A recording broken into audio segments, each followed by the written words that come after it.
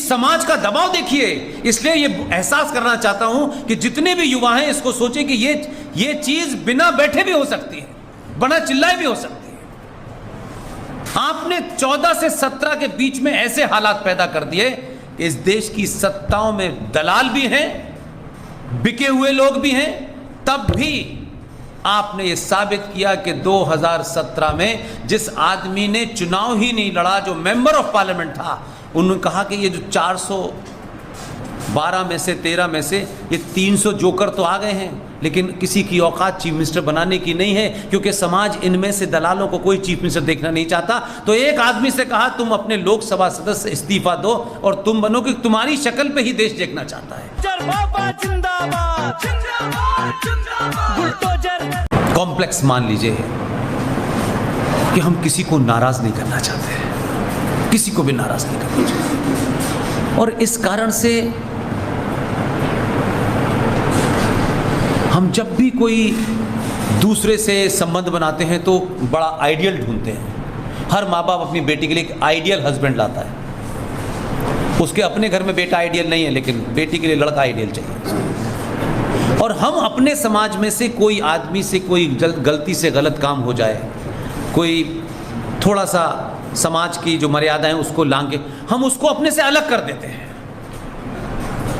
उसके बारे में नहीं यार ऐसा कैसे हो जाएगा, समाज हमारे बारे में क्या सोचेगा, यार हमारा प्राइम मिनिस्टर ऐसा है।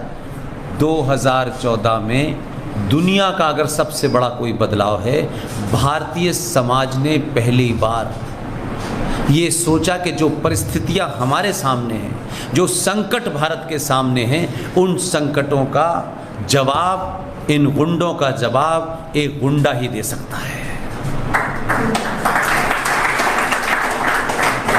इसलिए 2002 के दंगों के हीरो को आपने अपना प्रधानमंत्री नियुक्त किया। पार्टी और संगठन मजबूर हो गए क्योंकि समाज ने देखा यही हमारा हीरो रहेगा। और उससे ज्यादा बड़ा काम उत्तर प्रदेश के लोगों को कहता हूं कि आपने मात्र 3 साल के अंदर इतना दबाव बना कि एक आदमी जिसने चुनाव ही नहीं लड़ा, कि समाज का दबाव देखिए। इसलिए ये एहसास करना चाहता हूं कि जितने भी युवा हैं इसको सोचें कि ये चीज बिना बैठे भी हो सकती है, बिना चिल्लाए भी हो सकती है। आपने 14 से 17 के बीच में ऐसे हालात पैदा कर दिए कि इस देश की सत्ताओं में दलाल भी हैं, बिके हुए लोग भी हैं, तब भी आपने ये साबित किया कि 2017 में जिस आदमी ने चुनाव ही नहीं लड़ा, जो मेंबर ऑफ पार्लियामेंट था, उन्होंने कहा कि ये जो 412 में से 13 में से ये 300 जोकर तो आ गए हैं, लेकिन किसी की औकात चीफ मिनिस्टर बनाने की नहीं है, क्योंकि समाज इनमें से दलालों को कोई चीफ मिनिस्टर देखना नहीं चाहता। तो एक आदमी से कहा तुम अपने लोकसभा सदस्य से इस्तीफा दो और तुम बनो कि तुम्हारी शक्ल पे ही देश देखना चाहता है। इतना मजबूर कर दिया आपने, तब योगी बना इस देश में। ये समझते हैं कि नहीं? मेरी बातचीत से आप इस बात से सहमत हैं कि कोई पार्टी बनाती, ये आपका दबाव था कि उनका ना, हमें दलाल और बिके हुए लोग नहीं चाहिए, हमें वो आदमी चाहिए जो पूरी ताकत से लड़े। और 24 में उसी को हराने की साठगांठ हुई थी।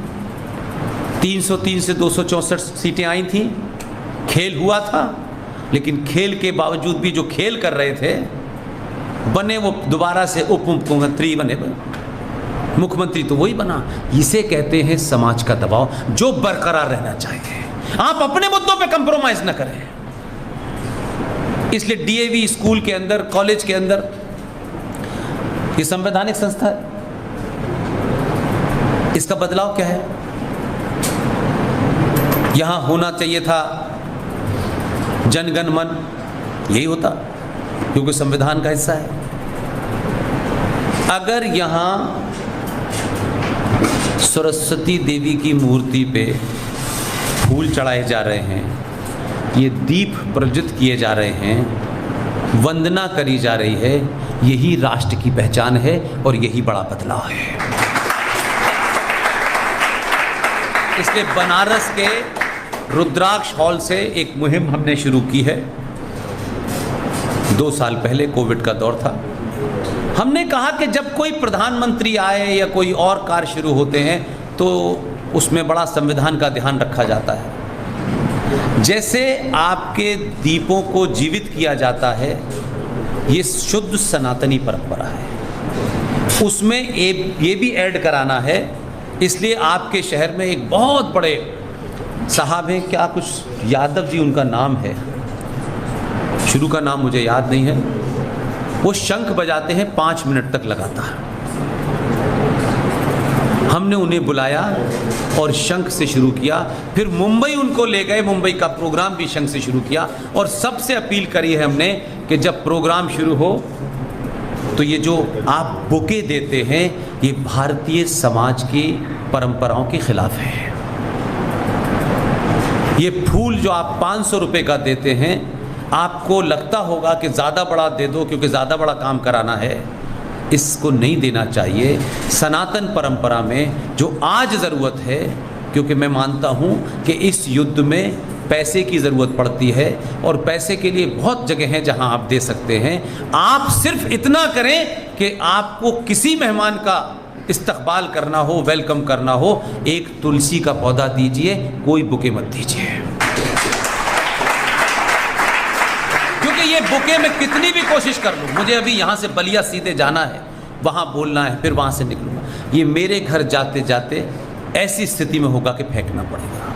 मैं तुलसी का पौधा साथ नहीं भी ले जाऊंगा तो सड़क के किनारे कहीं लगा दूंगा तो भी वो जीवित हो जाएगा। तुलसी का पौधा हिंदू नहीं है, तुलसी का पौधा साइंटिफिक पौधा है, इसलिए उसे घर में लगाया जाता है। कुछ मूर्ख समझते हैं ये हिंदुओं का पौधा है, कुछ मूर्ख समझते हैं कि पीपल हिंदुओं का पौधा है। नहीं, बिल्कुल भी नहीं है, उसका हिंदू से कोई लेना देना नहीं है। सनातन परंपरा में जो 5 तत्व हैं, जिन 5 तत्वों से आपका शरीर बना है, और जब शरीर में से जान निकल जाती है तो उसको कहते हैं कि 5 तत्वों में हमने विलीन कर दिया। उन 5 तत्वों के अंदर कौन कौन है?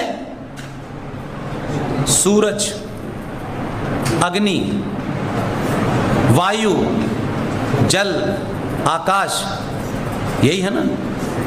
तो 1958 का जिक्र आया अभी नासा का। नासा 1958 में बना है। जब नासा नहीं था ना, तो हमारी परदादी जो थी ना, 5 रुपए के पंचांग को देख के बता देती थी कि बहू खाना कल जल्दी बना लेना, सूर्य ग्रहण पड़ने वाला है। आपको लगता है कि नासा आया था 1958 में, तब से हमें पता चला। तो सूरज हमको अग्नि देता है, इसलिए उसके ऊपर लोटा चढ़ाते हैं, थैंक्स करते हैं, पूजा नहीं करते। ये थैंक्स सेरेमनी है। पीपल दुनिया में एकमात्र पेड़ है जो हजारों साल पहले आपके ऋषि मुनियों ने पता कर लिया था कि सिर्फ पीपल का पेड़ ही 24 घंटे ऑक्सीजन देता है। उसको प्रोटेक्शन देने के लिए कहा कि पूजा करना है, पूजा के बहाने आप हर मौसम में जाएंगे, पानी डालेंगे, वो सुरक्षित रहेगा। इतना ही भाव था। आज भी हमारी परंपरा में कुछ भी हो जाए, मां का जो रूप है, जो मां है, दुनिया में उससे बड़ी कोई सच्चाई नहीं है। पिता भी सच्चाई नहीं है, पिता सिर्फ विश्वास है।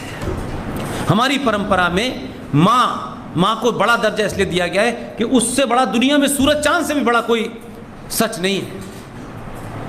क्योंकि मां ने, जिसने मुझे अपने पेट में रखा है 9 महीने, उसने मुझे जन्म दिया है।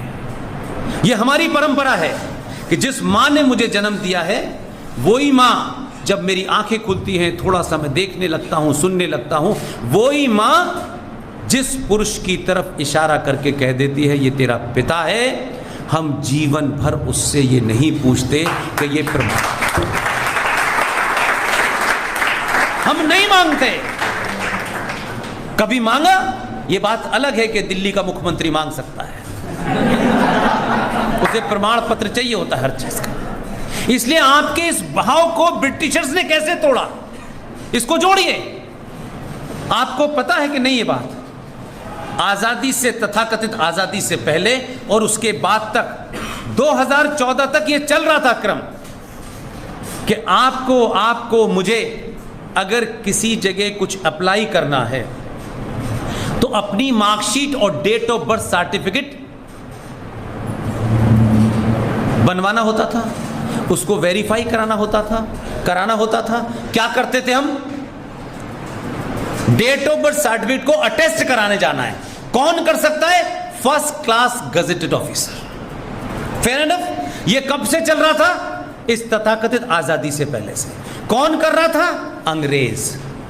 आप पूछो अंग्रेज के पास गए कि Pushpendra Kulshreshtha son of late Baldev Prasad, इस सच को मेरी मां के अलावा कोई नहीं जानता। तो अंग्रेज क्या सोच के सर्टिफाई कर देता था कि बलदेव प्रसाद की औलाद है पुष्पेंद्र? वो आपको ह्यूमिलेट करने के लिए था, ताकि आप ये जानते हुए कि मेरा बाप कौन है ये मेरी मां जानती है, लेकिन अंग्रेज जब तक सर्टिफाई नहीं करेगा आपका वो सर्टिफिकेट वैलिड नहीं कहलाएगा। बहुत छोटी सी बात है, एक सरकारी आदेश हुआ, इसके लिए कैबिनेट नहीं बुलाई गई, इसलिए शायद आपके लिए महत्वपूर्ण नहीं है, मेरे लिए महत्वपूर्ण है। सरकारी आदेश, सिर्फ एक जियो को निकाला 2014 में, पहला आदेश हुआ कि अब से जितने भी सर्टिफिकेट को वेरीफाई या अटेस्ट कराना होगा, लड़का लड़की अपने आप करेंगे। आपके अंदर वो भाव पैदा कर दिया कि अंग्रेज नहीं बताएगा कि तुम्हारी मां का पति कौन है, मैं जब तक सर्टिफाई नहीं करूंगा। अब आप कोई ऐसा निकल आए कि जो अपनी मां और पिता का नाम ही गलत लिख दे और किसी दूसरे को अपना पिता मानता हो, इसे कहते हैं नस्लों के ठीक होने वाले काम, आपके अंदर के भाव को बदलवाने का। आपका अगर हीरो ऐसा होगा तो आप कभी बदल नहीं सकते, इसलिए आपने उन हीरोज को कभी चुना नहीं। जिस आदमी ने 2 सितंबर 1946 को यूनियन जैक के नीचे महारानी रानी इंग्लैंड के प्रति आस्था दिखाते हुए अपने रिश्तेदार लॉर्ड माउंटबेटन ने भारत के पहले प्रधानमंत्री को शपथ दिलाई।